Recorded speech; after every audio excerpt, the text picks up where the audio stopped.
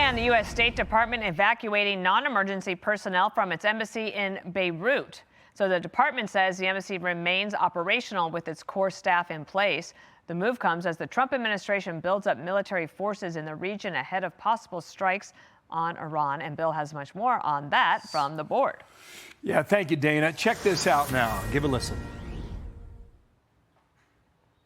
On building out a nuclear program. This is their prophecy that says, no, we're not going to capitulate to the infidels, to the big Satan, the United States of America. So I'm unsurprised that they haven't agreed to the basic ask we have, which is like just behave like a normal nation.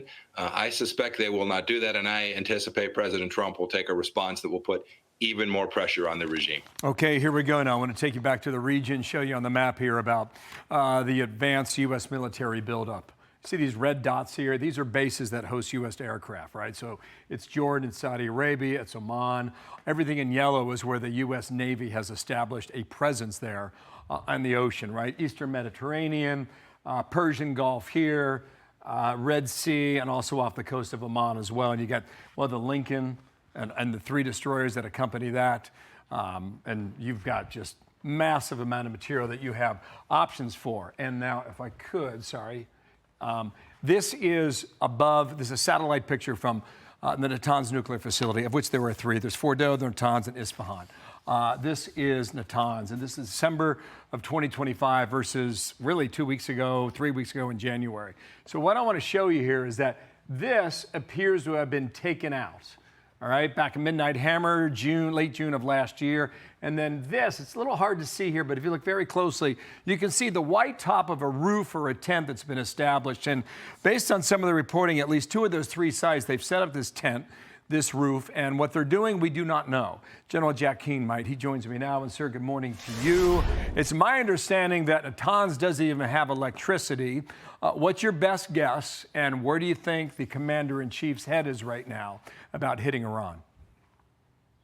Well, first of all, on the sites that we certainly destroyed, what Iran has been doing is attempting to assess how much damage can they recover that site. Is it really worth the effort? Also publicly reported, we know they're looking at another site that we did not hit. It was not a nuclear site, so they can actually develop new capability at that site.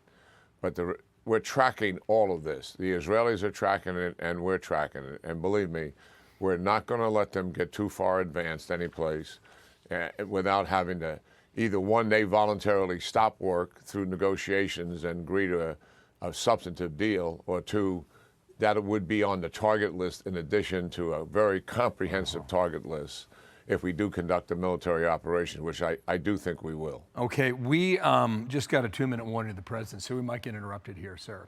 I want you to listen to Steve Witkoff. He's on with Laura Trump on Saturday, My View with Laura, and this is what he said about the nuclear capability. Watch the wording now. Within a week, he says, they could be. Watch. They've been enriching well beyond the number that you need for civil nuclear. It's up to 60%. They're probably a week away from having industrial grade bomb making material, and that's really dangerous. This is something that they have to stick with until they prove to us that they can behave. Sir, how do you interpret that comment when we were told that their nuclear program was obliterated and destroyed in that raid on Midnight Hammer, 3rd week of June last year? Well, I don't know what the basis for that is, but certainly if that's the case, that there still would be months away. Getting actually to weapons grade is 90%. To go from anything north of 20 to 90 doesn't take that much time. But listen to what the absurdity of all this. They sit across from our negotiators and say, we are not building a nuclear weapon. The enriched uranium you need just for civil nuclear power is 3 to 5%. And they are way beyond that, and they have sites buried underneath the ground. But yet, they lie and lie. So why would we ever agree to a deal with these people when we know they're lying to us right now?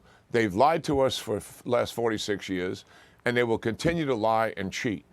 In my judgment, we should do nothing to extend the life of this regime when we have an historic opportunity right now, given it's so weak and fragile, to finally set the conditions for a regime collapse. We have never been in this position in 46 years. And the only reason we're in this position because of Netanyahu and Trump, the 12-day war, and what they did to weaken Iran, not just militarily, but psychologically, politically, and as we all know, they're already in a tank economically. This is a fragile, vulnerable nation that does have some retaliation capability. I'm not dismissive of that. And that's why we're putting resources in the region to protect our bases and to protect Israel. But the historic opportunity is here. It is right in front of us, and that's why I think it's the preferred option.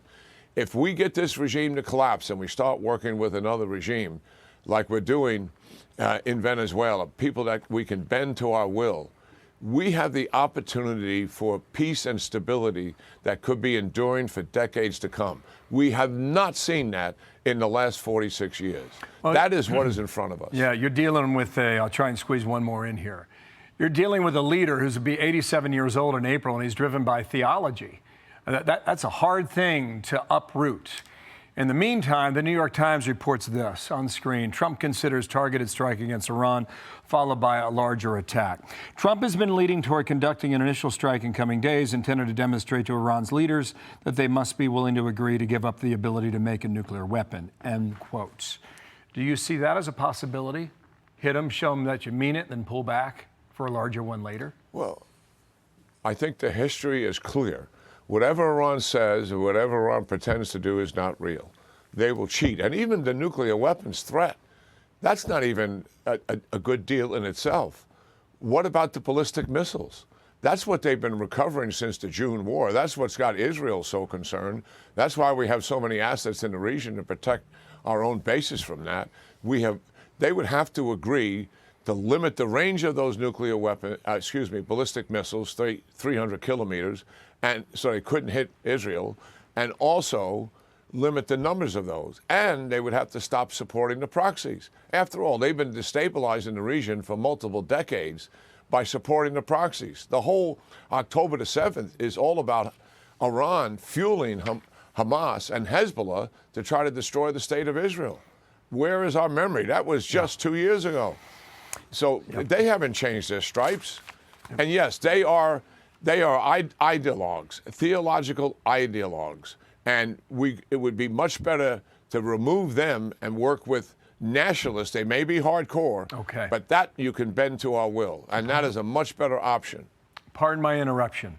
The president's out now. Thank you, General Jack Keane. Hey everyone, I'm Emily Campagno. Catch me and my co-hosts Harris Faulkner and Kaylee McEnany on Outnumbered every weekday at 12 p.m. Eastern, or set your DVR. Also, don't forget to subscribe to the Fox News YouTube page for daily highlights.